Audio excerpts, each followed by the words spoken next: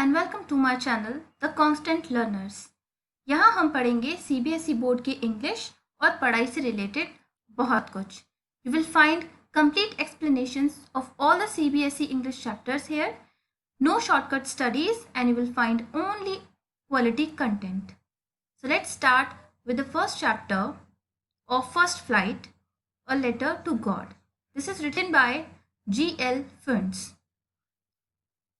ये जो चैप्टर है इसमें स्टोरी है एक फार्मर लेंचो के बारे में, जिसका नाम लेंचो होता है और जिसकी मक्के की खेती होती है, कॉर्न की हार्वेस्ट होती है, वो पूरी बर्बाद हो जाती है बारिश से और उसके पास कुछ नहीं बचता है।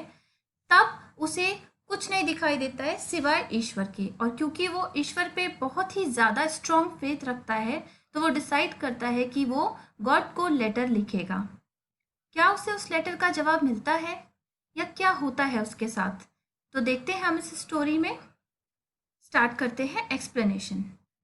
The house, the only one in the entire valley, set on the crest of a low hill. From this height one could see the river and the field of ripe corn dotted with the flowers that always promised a good harvest. The only thing the earth needed was a downpour, or at least a shower. Throughout the morning, Lencho, who knew his fields intimately, had done nothing else but see the sky towards the northeast. जैसे कि आप देख सकते हैं इस picture में एक बहुत ही सुंदर सी घाटी है और जिसमें कि एक घर है, अकेला घर। उसी तरह से लेंचो का घर होता है एक सुंदर सी वैली में, यानी कि वैली यानी घाटी में, और अकेला घर होता है। कहाँ पे होता है? On the crest of a low hill, छोटी सी पहाड़ी के सबसे ऊपर वाले पॉइंट पे। क्रेस्ट होती है हाईएस्ट पीक ऑफ समथिंग, किसी माउंटेन या हिल की जो हाईएस्ट पीक होती है उसे बोलते हैं क्रेस्ट। तो उस ऊंचाई पे उसका अकेला घर होता है सुंदर सी घाटी में। उस ऊंचाई से क्या क्या दिखता है? रिवर दिखती है और वो खेत दिखते हैं जहाँ पे उसकी फसल उग रही है, मक्के की, कॉर्न की, जो कि पूरी तरह से पकी हुई है। और इतने खूबसूरत फूल उगे हुए हैं उसके फसल में कि ऐसा लग रहा है उसे देख के कि इस बार बहुत अच्छी हार्वेस्ट होने वाली है। हार्वेस्ट यानी इस बार बहुत अच्छी फसल होने वाली है। अब क्या चाहिए इस अच्छी फसल के लिए? सिर्फ डाउनपोर। डाउनपोर मतलब कि हैवी रेनफॉल, तेज बारिश, या फिर कम से कम थोड़ी तो बारिश हो जाए। सुबह से अब तक लेंचो ने कुछ नहीं किया है। वो सिर्फ क्या देख रहा है? आसमान में देख रहा है, क्योंकि वो अपनी फील्ड्स को, अपने खेतों को बहुत क्लोजली जानता है, बहुत नज़दीक से जानता है, और उसे पता है कि इस वक्त उसके खेतों को सबसे ज़्यादा रिक्वायरमेंट है बारिश की। इंटीमेटली मतलब क्लोजली, नज़दीक से। Now we are really going to get some water, woman. The woman who was preparing supper replied, Yes, God willing. The older boys were working in the field, while the smaller ones were playing near the house until the woman called to them all, Come for dinner. हम देखते हैं आप उसके परिवार में कौन कौन है। पहले तो उसकी वाइफ है जो कि सपर रेडी कर रही है। सपर यानी कि डिनर, जिससे वो कहता है कि ऐसा लग रहा है बहुत बारिश होने वाली है। तो वो लेडी कहती है कि जैसे ईश्वर की इच्छा। ये सब देख के हमें पता चलता है कि इस पूरे परिवार की ईश्वर में आस्था है। जो बड़े बच्चे हैं, यानी कि जो बड़े लड़के हैं घर के, वो तो खेत पे काम करने गए हुए हैं, और जो छोटे लड़के हैं वो खेल रहे हैं घर के पास ही। सभी को बुलाते हुए लेडी कहती है कि आओ चलो खाना खाएं। It was during the meal that, just as Lencho had predicted, big drops of rain began to fall. In the northeast, huge mountains of cloud could be seen approaching. अब वो लोग खाना खा रहे होते हैं, उसी दौरान लेंचो ने जैसा कि प्रिडिक्ट किया होता है, अनुमान लगाया होता है, बड़ी बड़ी बूंदें बारिश की गिरने लगती हैं। नॉर्थ ईस्ट से जो ह्यूज माउंटेन्स हैं, ह्यूज यानी बिग, वेरी बिग माउंटेन्स, उनके ऊपर से बादलों को आता हुआ देखा जा सकता है। अप्रोचिंग मतलब कमिंग, आता हुआ। The air was fresh and sweet. The man went out for no other reason than to have the pleasure of feeling the rain on his body, and when he returned, he exclaimed, These aren't raindrops falling from the sky, they are new coins. अब जो हवा है वो बहुत ही fresh, ताज़ी और sweet लग रही है।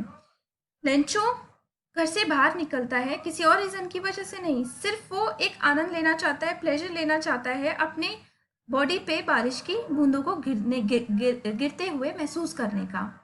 और वो लौटते हुए बड़ी खुशी से कहता है, एक्सक्लेम्ड मतलब सडन एक्सप्रेशन ऑफ समथिंग, एकदम से दुख में या सरप्राइज में किसी चीज़ को कुछ कहना। तो एक्सक्लेम करते हुए कहता है कि ये जो आसमान से गिर रही हैं ये बूंदें नहीं, बारिश की बूंदें नहीं हैं, ये सिक्के हैं समझो। जो बड़ी वाली बूंदें हैं, the big drops are 10 cent pieces and the little ones are 5 cents. जो बड़ी बड़ी बूंदें गिर रही हैं समझ लो वो 10 सेंट्स हैं, और जो छोटी छोटी बूंदें गिर रही हैं वो 5 सेंट्स हैं। With a satisfied expression, he regarded the field of ripe corn with its flowers draped in a curtain of rain. But suddenly, a strong wind began to blow, and along with the rain, very large hailstones began to fall. वो बहुत ही संतुष्ट है, बहुत ही satisfied expression से वो अपने खेतों की तरफ देख रहा है जहाँ पे पकी मक्का की फसल खड़ी हुई है। उसे ऐसा महसूस हो रहा है जैसे कि चारों तरफ से उसके मैदान को, उसकी फसलों को बारिश ने घेर लिया है, बारिश ने अपने आप को उस पर उड़ा दिया है। ड्रेप का मतलब होता है किसी चीज़ का पहनना। तो वैसे इमेजिन कर रहा है कि उसकी जो कॉर्न की फील्ड्स है उसने बारिश को पहन लिया है एक तरह से। पर तभी क्या होता है, सडनली अचानक बहुत ही स्ट्रॉन्ग विंड बहने लगती है और आसमान से बारिश की बूंदों के साथ साथ अब ओले गिरने लगते हैं। हेल स्टोन्स यानी कि ओले गिरने लगते हैं। These truly did resemble new silver coins. अब वो देखने में तो बिल्कुल ऐसे ही लग रहे हैं जैसे बड़े बड़े सिल्वर कॉइन के साइज के। The boys, exposing themselves to the rain, ran out to collect the frozen pearls. बच्चे हैं, वो इस बात से अनजान है कि ये जो हेल स्टोन्स हैं ये उनके खेतों को कितना नुकसान पहुंचा सकते हैं। वो इंजॉय कर रहे हैं, वो बारिश में भाग जाते हैं, बारिश में चले जाते हैं और वहाँ पे जो फ्रोजन पर्ल्स यहाँ पे कहा गया है हेल स्टोन्स के लिए यानी ओलों के लिए, उनको इकट्ठा करने लगते हैं। It's really getting bad now, exclaimed the man. I hope it passes quickly. It did not pass quickly. For an hour the hail rained on the house, the garden, the hillside, the cornfield, on the whole valley. The field was white, as if covered with salt. जो Lencho है वो कहता है, दुख से कहता है कि ऐसा लग रहा है कि अब बहुत ही बुरा होने वाला है, और वो उम्मीद करता है, प्रार्थना करता है कि जल्दी ही ये जो हेल स्टॉर्म है वो गुजर जाए, ओलावृष्टि जो हो रही है वो चली जाए। बट ऐसा नहीं होता। लगभग 1 घंटे तक जो ओले हैं वो बरसते रहते हैं उसके घर पे, गार्डन पे, पूरी पहाड़ी पे, उसकी फसलों पर, पूरी घाटी में। और जो मैदान है वो पूरा सफ़ेद हो जाते हैं, खेत जो है वो पूरे सफ़ेद हो जाते हैं जैसे कि उनको नमक से ढक दिया गया हो। आप देख सकते हैं यहाँ पे कि इन्हें कह रहे हैं हम ओले, जिन्हें कहते हैं हेल स्टोन्स जिन्हें कहते हैं। अब जब अच्छी खासी फसल उग रही होगी उस पर जब इतने बड़े बड़े ओले गिरेंगे तो लगता नहीं कि वो फसल बच पाएगी। आगे देखते हैं क्या होता है। Not a leaf remained on the trees, the corn was totally destroyed, the flowers were gone from the plants, Lencho's soul was filled with sadness. When the storm had passed, he stood in the middle of the field and said to his sons, A plague of locusts would have left more than this. क्या होता है जब hello storm खत्म हो जाता है तब देखते हैं कि एक भी पत्ता पेड़ों पर नहीं बचा है। जो फसल थी वो पूरी तरह से बर्बाद हो चुकी है। जो प्लांट्स हैं उनके ऊपर कोई भी फ्लावर्स नहीं रहे हैं। लेंचो की जो आत्मा होती है, सोल होती है, वो सैडनेस से भर जाती है। जब स्टॉर्म चला जाता है वो अपने मैदान में, खेत के मैदान के बीच में खड़ा होकर अपने बच्चों से कहता है कि एक जो प्लेग होता है लोकस्ट्स का, लोकस्ट होते हैं टिड्डी दल, जो आजकल भी आप न्यूज़ में सुन रहे होंगे कि जयपुर से दिल्ली की तरफ आ रहा है और वे फसलों को बहुत नुकसान पहुंचाता है। इसका जो पूरा ग्रुप है वो भी इतना नुकसान नहीं पहुंचाता फसलों को जितना कि इस हेल स्टॉर्म ने पहुंचाया है। यानी कि एक टिड्डी दल भी अगर नुकसान पहुंचाता मेरे खेत को तो कुछ तो बच ही जाता, पर आज की डेट में कुछ भी नहीं बचा है। आप देख सकते हैं किस तरह से खेत पूरी तरह से बर्बाद हो गया है और सब तरफ ऐसा लग रहा है कि नमक ही नमक फैला हुआ है। The hail has left nothing. This year we will have no corn. That night was a sorrowful one. All our work for nothing. There's no one who can help us. We will all go hungry this year. But in the hearts of all who lived in that solitary house in the middle of the valley, there was a single hope, help from God. जो hello storm था, ओले थे, उन्होंने तो कुछ नहीं छोड़ा। और इस साल ऐसा लग रहा है कि उनके पास खाने के लिए कुछ भी नहीं होगा। वो रात उनके लिए बहुत ही दुखदाई है, सॉरोफुल है, और वो सोच रहे हैं कि ये जो कुछ भी हमने काम किया इसका तो कोई फ़ायदा हुआ ही नहीं, सारी मेहनत बेकार गई, अब उनकी मदद कोई नहीं कर सकता। वो सोच रहे हैं कि इस साल तो उन्हें भूखा ही रहना पड़ेगा। पर उस घर में रहने वाले हर व्यक्ति के दिल में, सोलिटरी हाउस से यहाँ पे मतलब है अकेला घर, सोलिटरी यानी कि अकेला, घर में रहने वाले जितने भी लोग हैं उन सबके दिल में एक उम्मीद है। वो उम्मीद किससे है? सिर्फ और सिर्फ ईश्वर से। Don't be so upset even though this seems like a total loss. Remember, no one dies of hunger. That's what they say, no one dies of hunger. All through the night, Lencho thought only of his only hope, is his one hope, the help of God, whose eyes, as he had been instructed, see everything, even what is deep in one's conscience. उसकी पत्नी संतावना देते हुए उसको समझाते हुए कहती है कि इतने ज़्यादा दुखी मत हो, अपसेट मत हो। ऐसा लग रहा है कि सब बर्बाद हो गया है, पर याद करो, याद रखो, कोई भूख से नहीं मरता। ऐसा ही कहा जाता है कि कोई भूख से नहीं मरता। यहाँ पे कहने का मतलब ये है कि जो लोग ईश्वर पे आस्था रखते हैं वो ये सोचते हैं, ये मानते हैं कि ईश्वर सबके लिए कुछ ना कुछ इंतज़ाम करके रखता है। एक चींटी भी भूखी नहीं मरती, तो वो इसलिए कह रहे हैं उम्मीद, उसकी वाइफ इसलिए कह रही है उम्मीद मत छोड़ो। पूरी रात लेंचो सोचता रहा सिर्फ एक ही उम्मीद के बारे में, और वो उम्मीद उसे सिर्फ और सिर्फ ईश्वर से थी। उसे ये पता था कि जो ईश्वर की आंखें हैं वो उन्हें देख रही हैं, वो हर चीज़ देखती हैं, यहाँ तक कि किसी की कंसाइंस में क्या है, यानी कि किसी के अंदर उसकी आत्मा में क्या है, उसकी सोच में क्या है, ये भी ईश्वर देख लेता है। Lencho was an ox of a man, working like an animal in the fields, but still he knew how to write. The following Sunday at daybreak, he began to write a letter which he himself would carry to town and place in the mail. It was nothing less than a letter to God. Lencho जो था वो एक ox of a man था। Ox of a man एक phrase है जिसका मतलब होता है बहुत ही हार्ड वर्किंग और स्ट्रांग व्यक्ति। वो फील्ड में तो जानवरों की तरह काम करता था, पर उसे फिर भी लिखना आता था। उसी संडे सुबह सुबह, डे ब्रेक यानी सुबह के टाइम पे, उसने एक लेटर लिखना शुरू किया जिसको कि वो खुद ही शहर ले जाने वाला था मेल में डालने के लिए। और वो लेटर क्या था? वो लेटर था लेटर टू गॉड। उसने लिखा, God, he wrote, if you don't help me, my family and I will go hungry this year. I need 100 pesos in order to sow my field again and to live until the crop comes because the hailstorm. उसने लिखा, हे भगवान, अगर तुम मेरी मदद नहीं करोगे तो मैं, मेरी फैमिली भूखी मर जाएगी इस साल। मुझे 100 पैसोस की रिक्वायरमेंट है। पैसोस वहाँ की करेंसी, जैसे कि यहाँ पे रुपया चलता है, वहाँ की कंट्रीज में पैसोस चलता है। तो हमारी फैमिली भूखी मर जाएगी, इसलिए मुझे 100 पैसोस की रिक्वायरमेंट है, जिससे कि मैं अपने फील्ड में बो सकूं दोबारा से फसल, और जब तक वो फसल बिकने के लिए तैयार नहीं हो जाती तब तक अपने घर वालों को के सर्वाइवल के लिए उस पैसों को यूज़ कर सकूं, क्योंकि जो हेल स्टॉर्म था उसने सब बर्बाद कर दिया है। पैसोज एक्चुअली करेंसी होती है जो कि कई लैटिन अमेरिकन कॉन्टिनेंट्स में चलती है, ठीक है, जैसे कि इंडिया की करेंसी रुपया है। आगे हम देखते हैं, he wrote to God on the envelope, put the letter inside, and still troubled went to town. At the post office he placed a stamp on the letter and dropped it into the mailbox. उसने envelope में रखा letter, उसके ऊपर लिखा to God, क्योंकि ये letter उसने God के लिए ही लिखा था। फिर वो जाता है शहर, उसी परेशानी में सोचते सोचते पोस्ट ऑफिस जाता है, वहाँ से स्टैंप लेता है और उसे उस लेटर पे लगा के मेल बॉक्स में डाल देता है। One of the employees, who was a postman and also helped at the post office, went to his boss laughing heartily and showed him the letter to God.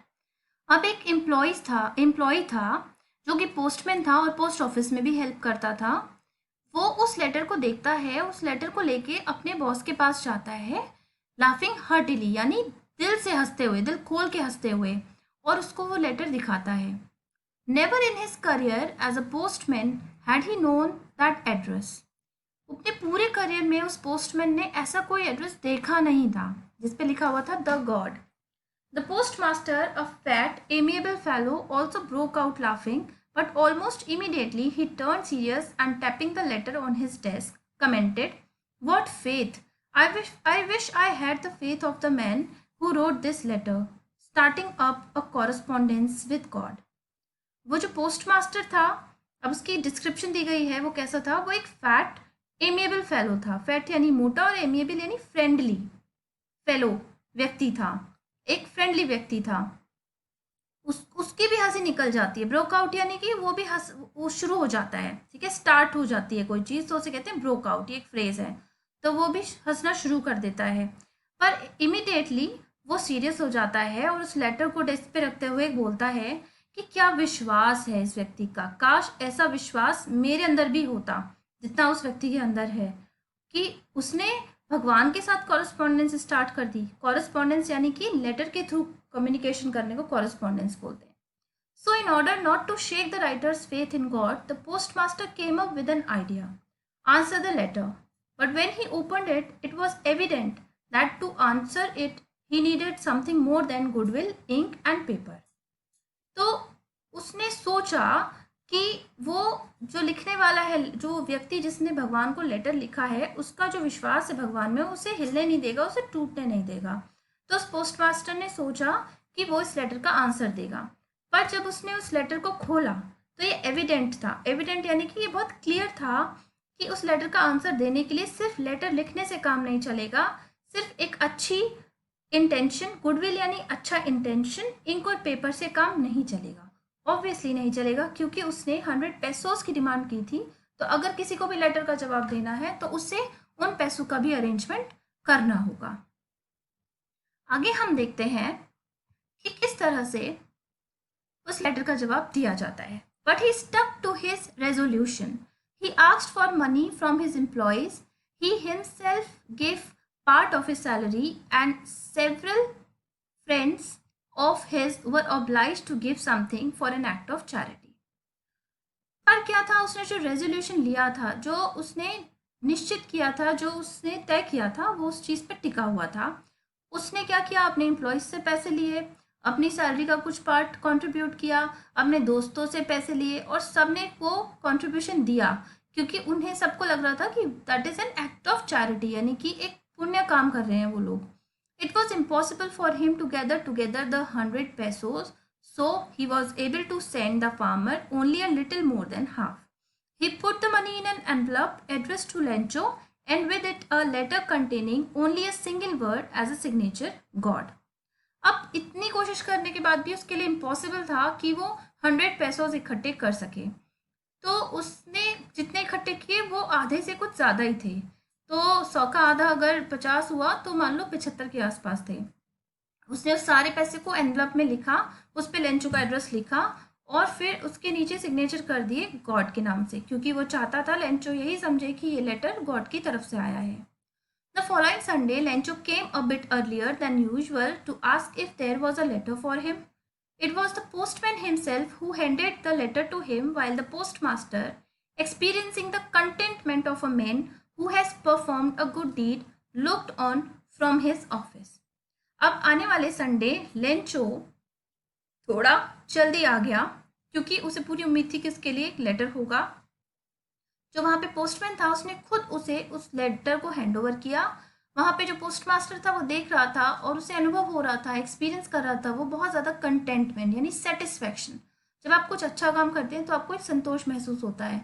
ऐसे ही वो post master भी महसूस कर रहा था, क्योंकि उसको लग रहा था उसने बहुत अच्छा काम किया है, गुड डीड यानी पुण्य काम किया है, और वो अपने ऑफिस से उस व्यक्ति को देख रहा था। Lencho showed not the slightest surprise on seeing the money. Such was his confidence. But he became angry when he counted the money. God could not have made a mistake, nor could he have denied Lencho what he had requested.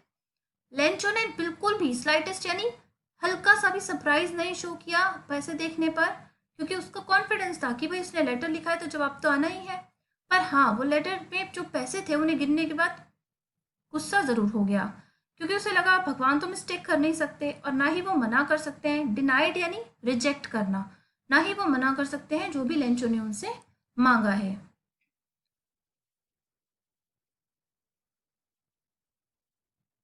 Immediately, Lencho went up to the window to ask for paper and ink. On the public writing table, he started to write with much wrinkling of his brow, caused by the effort he had to make to express his ideas.